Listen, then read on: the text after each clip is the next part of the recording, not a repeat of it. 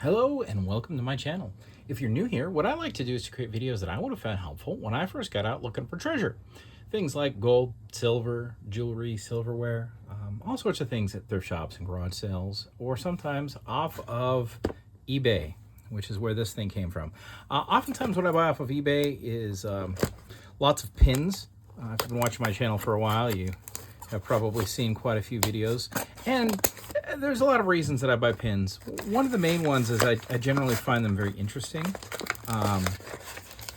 There are pins that just have, they have meaning.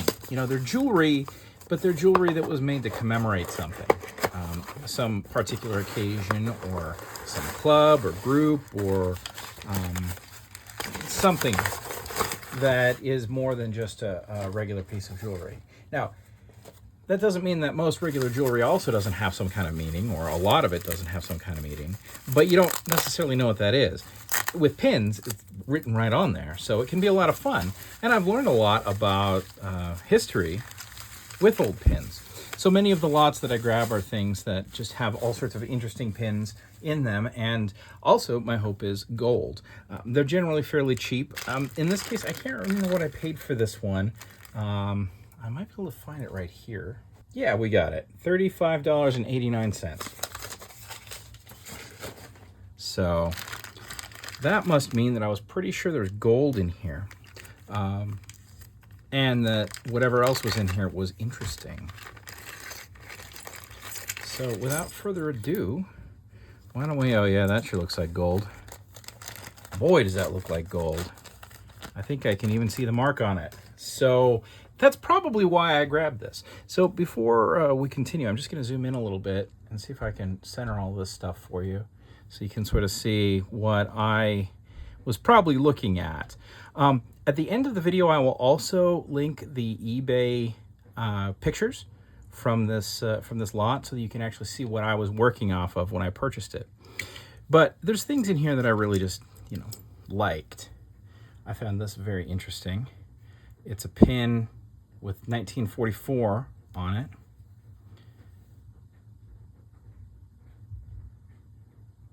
There we go. Looks like it's a painting. I'm not sure. It's definitely got some lacquer on it. I don't know.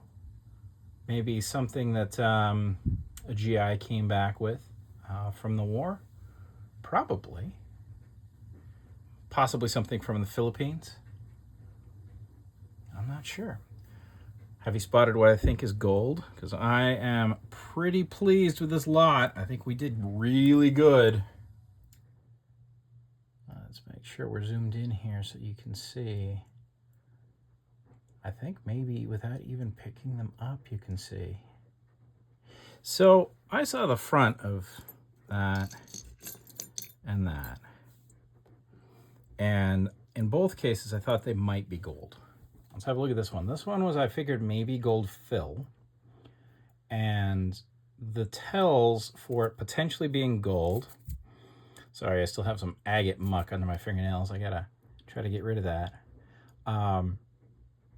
The tells for it to be gold are that we're not wearing through at the wear points. So you have, like, if you got something like this, it's on a pendant or a keychain or something, and there's going to be like wear points where the ring will be wearing against that. And usually if it's gold fill, it'll start to wear through.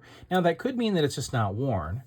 And this being, you know, the National Education Association, I kind of assumed that it was probably gold fill, but I have one other NEA thing that is actually solid gold, so I thought there was some kind of chance. Now, this was the one that I thought was more likely to be gold. And we'll look at that one in a second. And that was the one that I think I bought this lot for. Well, not just that. I buy lots when I think that there's pretty much for sure one piece of gold and maybe other pieces of gold. That's kind of my little rule for something that's $35. If it was like $10, I would have just grabbed it, or $15. $35, I gotta feel fairly confident. So if this one is actually 10K like it, yep, it is. Right there, 10 karat. So this is an excellent lot already. And this is pretty cool. JG 1948. I'll have to see if we can figure out who this is. That's very cool. So even when something doesn't look gold, there are little tells that can cause you to go, hey, that might be. Most of the time, it will be gold fill, because gold fill can look very much like solid gold because it is effectively solid gold. It's just that you might, with an older piece, see that it's worn through. In this case, I thought maybe it was just a piece that hadn't been used much because the auction didn't have the back. But if I'd seen that back, I would have like jumped on it, because that shine, those little micro scratches on there, all very, very good telltale signs of gold. And then, of course, 10K, 10 karat gold. So let's set that one aside. Let's have a look at this one. Does that say 14 karat? This may be an excellent lot. Okay, life member, CEC, a department of the NEA. So this is going to be the same person, I think. Definitely. Oh, yeah, sure enough. Look at that. This one's also 10 karat. And again, this back is very, very indicative of gold. Nice and shiny, little micro scratches. But yeah, that's another 10 karat piece made by Balfur. I think this one's also Balfur. Yep. I think that's what LGB is. So we're doing phenomenal on this lot. And then there was other pieces that I thought might be gold, like this one. So this is a high school pin. I'm not sure which high school, but that 16 is good if you're looking for gold, because generally speaking, the older you go back with a pin like this, there's two things that will cause you to more likely have a piece of gold. One, if it's this old, and this thing, you know, since this is 1916, what are we going on, almost 110 years, about 110 years, this thing is been around. You're probably going to see signs of it having worn through if it's plate or fill. So for something this old that's been kicking around a drawer for a long time to still not be showing signs of copper or brass is good. That means that you have a higher likelihood that it was made out of solid gold. Being very small also helps. And let's have a look. Yep, look at that, 14 karat. Also, I gotta tell you, like, these are very clearly marked. A lot of these eBay auctions, people know to like at least look for marks that say 14K, but apparently not always. And again, this was like a buy it now auction. So, yeah. Well, let's continue grabbing at stuff that I thought might be gold. Continuing with the education theme. Let me zoom out so you're not getting motion sick with me trying to untangle these chains. Continuing with the education chain, we have a little something that's probably going to be useful to us if we're trying to figure out who JG was back in 1948. Here we have this is a PTA pin. And you'll find a lot of these pins around. National Congress of Parents and Teachers. So these PTA pins are quite common. Most of them that I've seen are silver or gold fill. This one has a little California leaf, which is useful because it helps us when we want to try to look up JG later, when we have some time.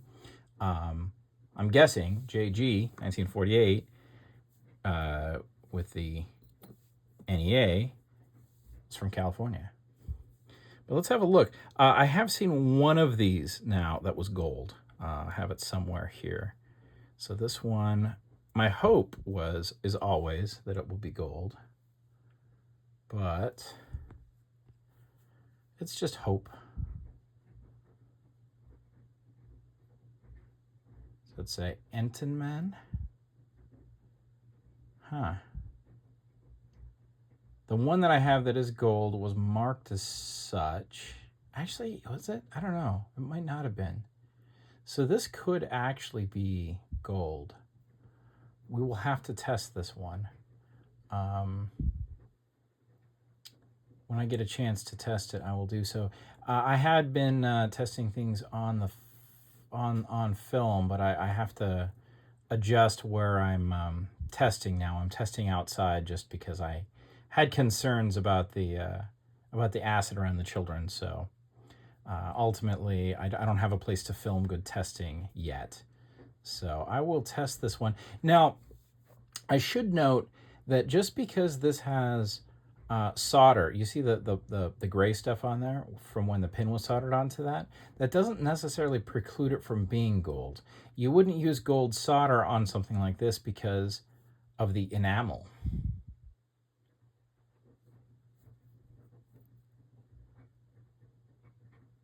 But I'm not seeing signs that these are gold fill or gold plate. I'm guessing they're probably 10 karat gold that's just unmarked. But we'll test it out. We'll see. Given that the other pieces are gold, those probably are too. Let's see what other interesting things are in this lot. This has been a great one. I'm very happy to have opened this up. All right, we have, I think this is from a watch.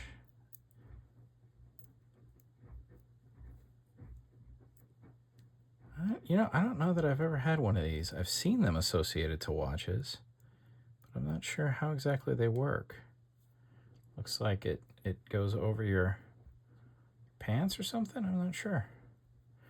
Let's have a look at it, though. I'm assuming it's gold fill. Most of these seem to be gold fill on the auctions. And the back of this doesn't inspire confidence. The way that hole is just kind of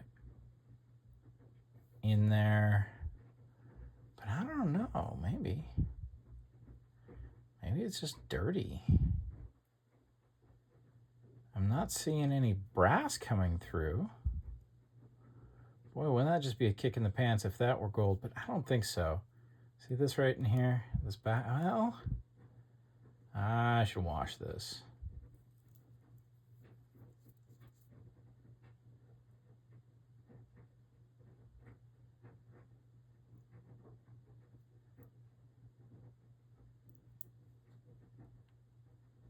Yeah, it looks pretty good. Let's have a look at the chain. Now, when you have a gold fill chain, you know, these things are old, so the links will wear. And you can see where the links are wearing out against each other, generally speaking. And then the brass will come through. And I think that's what we're seeing here, probably that green. And I have been trying to get the Yellowstone River out of my fingers for days now. It's not working out so well. I should go find a brush. I think I got a potato brush somewhere. Yeah, I think this is fill. The reason I think it's fill is because you see all that verdigris there? These chain links are just like stuck together. Oh no, maybe though it's, oh no, they're soldered together. Okay. This might be 10 karat. I'm not, what I was seeing there was that, see the discoloration where those two links are actually soldered together as this chain was made. But generally with gold fill, you're going to see the base layer coming up, and I'm not seeing it anywhere. So I'll give this a scrub.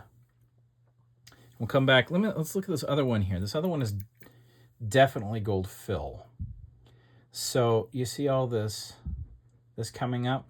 So you've got your nice gold color there, but then you've got all your brass showing on the high edges, and then on the chains, it's the same thing. You know, your plating or your fill is coming off. You can see it all over here. There was plate on this at one time, and it's all coming off, especially like, see that high edges there. So that's why this thing, I think, man, I think this might be a chunk of gold. The more I look at it, I will scrub this up and we'll come back. But I'm thinking this lot might have been absolutely spectacular. So let me Let me go make that happen here. Well, why don't we're going to set these aside. We're going to end up testing both of those. Let's have a look at what else is in here. SC. Oh. That's Olympiad, Los Angeles, 1932. Interesting. If that is, that's a new back for that. That's pretty cool.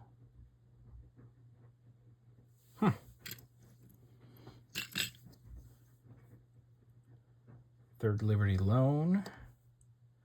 Realtor pin. Royal Prince Cruises Club. Little American flag pin. Civic Guard. Hey, that's cool. Look at that. What does that say? Western Badge and Button Company. 109 Many Building, Los Angeles. That's really cool. This was another reason that I grabbed this. It looked old with the pin extending out off the bottom. That's sort of an older style. And it looked like it was silver. It's definitely an old style pin. And I think sterling, yep, STR right there in the middle.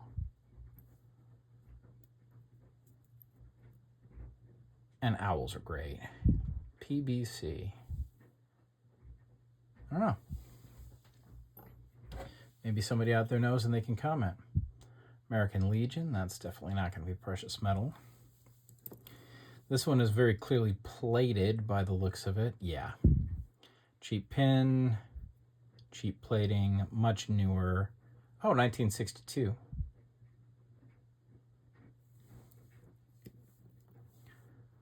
Yep, that's nothing. What else we got here? I think that's just, I think these are like a Boy Scout or something like that. United Aid Givers. Crusade for Freedom. These pins just full, you like would put it in on your lapel and fold it over and it would stick. So these were never used. We have a Los Angeles Transit Authority token. Good for one fare. That's cool. I always love those. Here we have, oh, another thing that I probably bought the lot for. These are frequently low carat, and usually you can tell because even if the enamel is chipped off, all of this patterning is usually like engraved in there. You can see the little micrometer in the middle, I think that's what that is actually engraved into the piece. And they're usually like a low carat gold when they look like that. This one I think probably is. I'll just give this a scrub, but I'm fairly certain this will end up being like 8 or 9 karat gold. A lot of them that look exactly like this are. Not all of them, mind you, but a lot of them. And then the last one, before I go off and do some things, where this was something else I really wanted to have a look at. Philco Factory Supervised Service. You wouldn't necessarily know it, but stuff like this, they would make out of gold. This one, I don't think so. I think this is just brass. It doesn't have any... When they would make one of these out of gold, generally they would say so, and that looks very brassy. Looks nice. It looks like they sealed it up with some sort of coating, but yeah. All right, so I need to do a little scrubbing and a little testing, and I need to come back and tell you what is going on with this one, and then we can get a weight and figure out how well we did for our $35. And we are back with a result. Not really a very unexpected result for me. This is, in fact, I think it's just very high condition gold fill. But you can see when I got down there, I got down to the brass.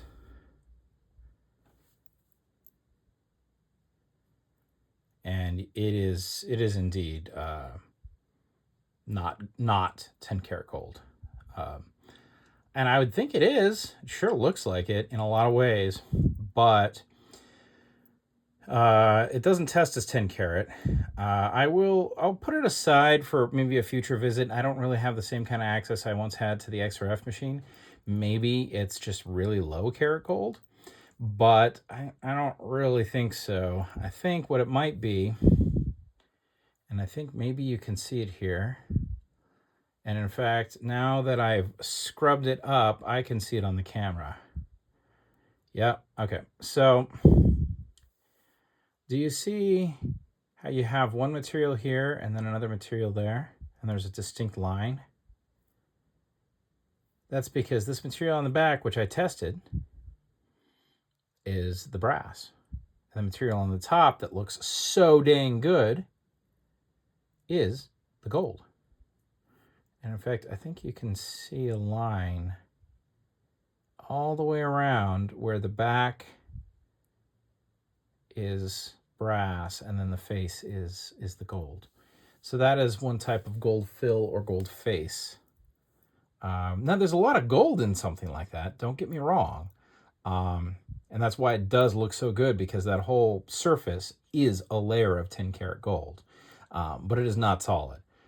So actually, like when you extract the gold from something like this, it's pretty unknowable as to what you're going to be getting out of it. And this usually ends up going with in like gold filled material lots. So we're going to throw that in our gold fill.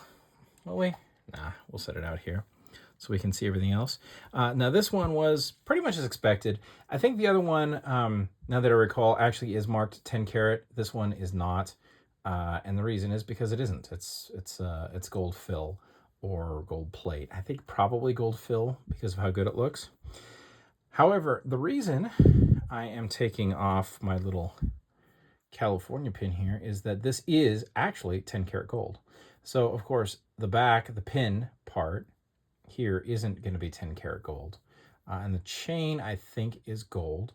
I don't see any indication that it's anything other than gold. So I think what you got there is a fairly typical result, in fact, like having a gold fill pin, or, well, you know what? I think we have the same kind of thing going on here. You see, you can see a distinct layer. Yeah, you can see it perfectly on this, can't you? Look at that. So you got one layer, and then the line on the front is a different material.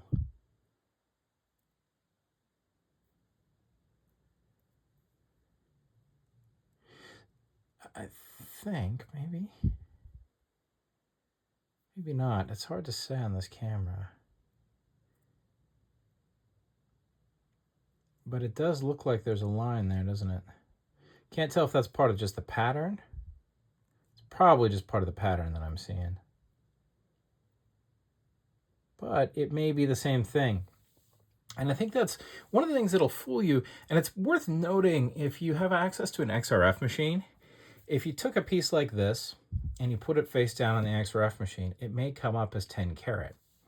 Now it'll pick up a lot of the enamel in there, but it may read as a 10 karat. But then you flip it over and put the back on there and it'll read as brass. And I think that's what's going on with a lot of these pieces, is that they're a piece of 10 karat gold, like clad or plate, that's bonded to a piece of brass. And I think that's what we have going on in both of these cases. But then with something like this, it's just such a little dab that they didn't bother. And you can see there is no distinct line. It's all just one little slab of 10 karat gold. So yeah, that's pretty cool. I think this lot turned out great. I mean, it would have been nice if these were gold, but hey, you know what? We cannot complain. Let's see, how much did our 35 bucks net us worth of gold?